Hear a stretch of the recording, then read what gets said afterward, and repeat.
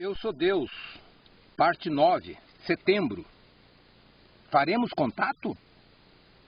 Sim ou não, mas a cada um a seu tempo. Não será em 2010 para todos, mas com certeza para alguns. Lembremos que o papel das religiões é esse, religar, ou seja, ligar novamente ou fazer contato. Todos já estivemos em contato quando crianças. É buscar esse registro em cada ser. Propomos a descoberta de um novo olhar. Um olhar que começa a olhar o olhar enquanto se olha. E nesse estudo autoperceptivo e próprio perceptivo, chegamos até um anarquismo entre parênteses. Mas o que seria isso em linguagem mais simples ou direta? Só fará contato quem puder se envolver, e para isso se forma necessário o rompimento com o paradigma mecanicista de desenvolvimento. Desenvolvimento significa não envolvimento. E sem envolvimento não faremos contato com nada. Não existimos em um meio, nós construímos esse meio ao viver. Recebi pela internet a figura. Solucionador de problemas, daí a bagaça funciona? Sim, nem rela. Então, sem problemas. Se a bagaça não funciona, você quem fodeu com o treco? Sim, seu imbecil. Alguém sabe que foi você? Não, esconda, sem problemas. Alguém sabe que foi você? Sim, você fodeu. Dá para jogar a culpa em alguém? Sim, sem problemas. Ou voltando, você que fodeu com o treco? Não. Alguém pode te culpar? Sim, você fodeu. Ou não, então foda-se, sem problema. Então essa brincadeira, daí eu continuo. Recebi pela internet essa figura, em que é apresentado um solucionador de problemas. Brincadeiras à parte, esse organograma mostra um caminho oposto ao ser Deus, ao ser humano, como aqui conjecturo. À medida que entramos nessa cultura, uma das sintomatologias dos caminhos da morte é a própria fuga de problemas. Afinal, estar vivo é, antes de mais nada, um problema a se resolver. Chamamos esse problema de metabolismo, no qual acontece nossa fisiologia autopoética. Em última análise, o sem problemas buscado na figura é a morte. E viver pode ser um prazer de solucionar problemas, ao nos responsabilizarmos por tudo que percebemos. A responsabilidade de perceber e encarar os problemas é o que nos faz deuses do nosso viver. A vida só existe nessa dinâmica dupla, eu comigo mesmo, domínio fisiológico e comportamental, me relacionando com o meio ambiente, num fluir de acoplamento estrutural.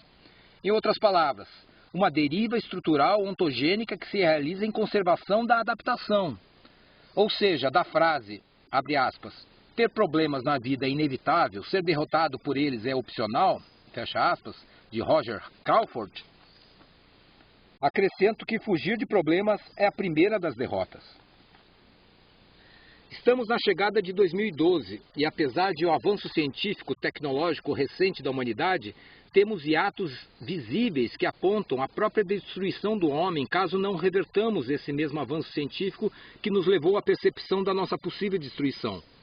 Ondas místicas misturam informações históricas, como estudos de calendários maia que previam aspectos de divisão do tempo em função de estudos astronômicos avançados, e que só assim são valorizados por coincidirem com estudos do caminho da objetividade científica. Número 23, observação. Observação 23. Segundo intérpretes atuais do calendário maia, principalmente Tzolk'in, em 21 de dezembro de 2012 completaremos um ciclo iniciado em 3113 a.C. e que dura 5.200 tum, ou seja, 5.125 anos. Em nenhum momento os maias falam em final do mundo. Mas, com parte da mídia ao propagar distorções sobre o assunto, vemos um desvio da atenção para o que se supõe que os maias conheciam, uma modulação harmônica da radiação galáctica. Segundo José Argüelles, em O Fator Maia, abre aspas, finalmente, como o I Ching, o Tzolk'in é um sistema para revelar informações relacionadas com um objetivo maior e mais profundo. Enquanto o I Ching está sincronizado com o código genético, o Tzolk'in está sincronizado com o código galáctico. Ao mesmo tempo em que o código genético governa a informação concernente à operação de todos os níveis do ciclo da vida, inclusive das plantas e das formas animais, o código galáctico governa a informação que afeta as operações do ciclo de luz. Este define os aspectos de frequência ressonante da energia radiante, incluindo a eletricidade, calor, luz e ondas do rádio, que informam as funções autogeradoras de todos os fenômenos, orgânicos ou inorgânicos. Obviamente, os dois códigos se interpenetram e se complementam. Fecha aspas.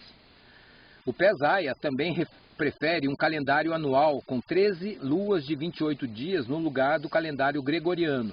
Essa forma de dividir o tempo a partir do ciclo lunar me parece mais harmônica com o nosso viver, buscando estar mais próximos do nosso planeta, que recebe muitas influências externas: Lua, planeta, Sol, galáxias. Uma observação no dia da leitura aqui, em 2020, ano Rato Metal, eu já fechei o Pes-Aya este ano, efetivamente, e troquei também esse calendário maia pelo calendário chinês, que é lunisolar. Voltando ao texto.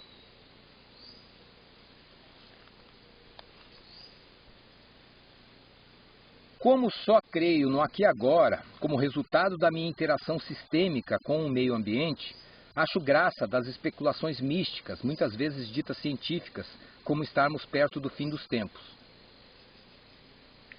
As religiões ayahuasqueiras aliam discursos variados, de rituais e obrigações entre seus participantes, unindo elementos que considero ultrapassados, como moralismos na sexualidade, parte do discurso cristão de sacrifício e hierarquia entre seus membros.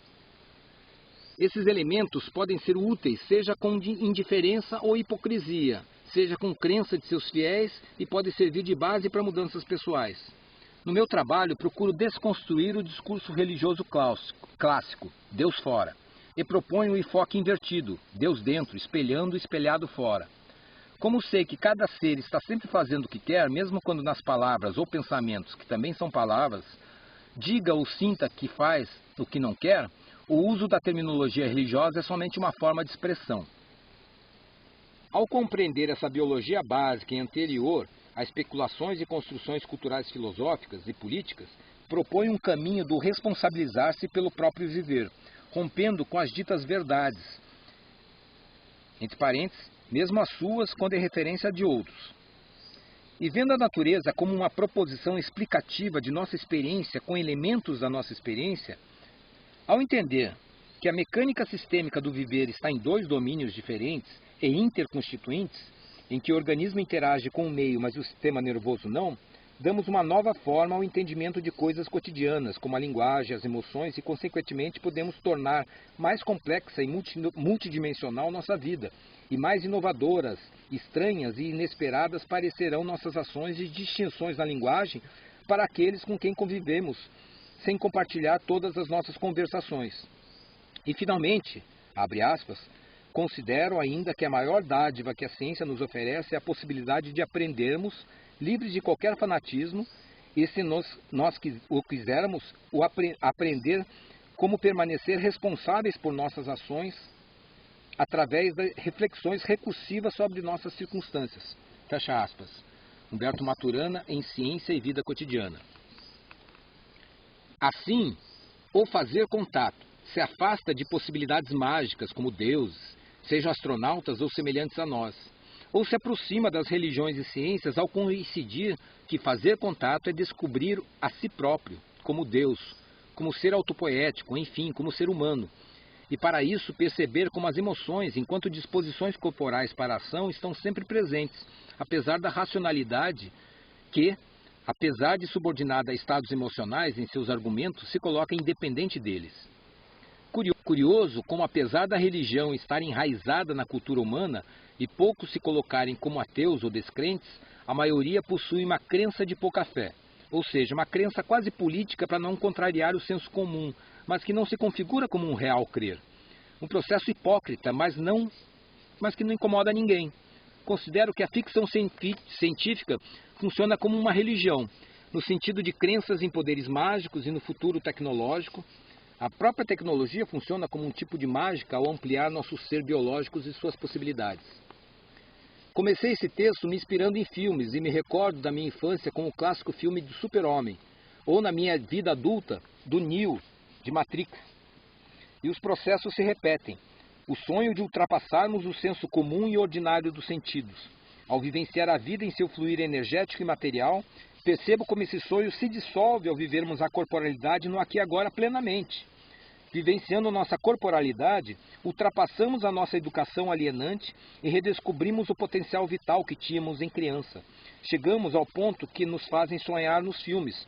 Chegaremos aos poderes que ficam encobertos pelo peso do cotidiano de morte. Dessa forma, ultrapassamos inclusive esses personagens fictícios. E mais que ser Neo e entender a Matrix, é se tornar também um arquiteto e ao mesmo tempo ser Neo, pois ele é o protagonista daquele universo. A frase que antecede esse capítulo é a seguinte: não se pode definir ou interpretar o sagrado. Jiddu Krishnamurti. E nessa frase eu também coloquei uma observação, número 22. Vamos a ela. Continua, abre aspas. Uma pedra no templo, uma imagem na igreja, ou o símbolo, nada disso é sagrado. Eles são santificados pelo homem como objetos de adoração, nascida de seus intrincados anseios, temores e aspirações.